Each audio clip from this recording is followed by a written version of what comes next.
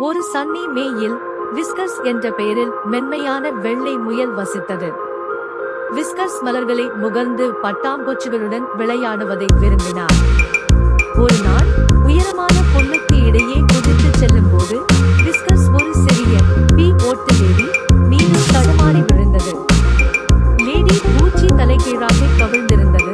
தன்னை தானே நிமிர்ந்து கொள்ள போராடியது.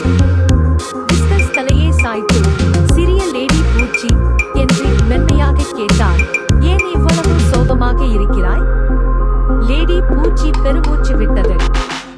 நான் ஒரு மலையிலிருந்து விழுந்தேன் என்று அது விளக்கம் அளித்தது. மீண்டும் எழுந்திருக்க முடியவில்லை. விஸ்கஸ் என்ன செய்ய வேண்டும் என்பதை துல்லியமாக அறிந்திருந்தார்.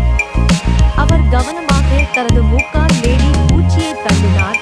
அதை அதன் சிறிய கால்களில் மீண்டும் கவிழ்த்து விட்டார். நன்றி கனிவான முயல் என்று லேடி பூச்சி கூறி அதன் சிறகுகளை விரித்தது. இப்போது ரோஜா செடியில் உள்ள என் நண்பர்களிடம் திரும்பி பறக்க முடியும். அதன் பிறகு விஸ்கஸ் மேயில் உதவி செய்யும் முயல் என்று அழைக்கப்பட்டார்.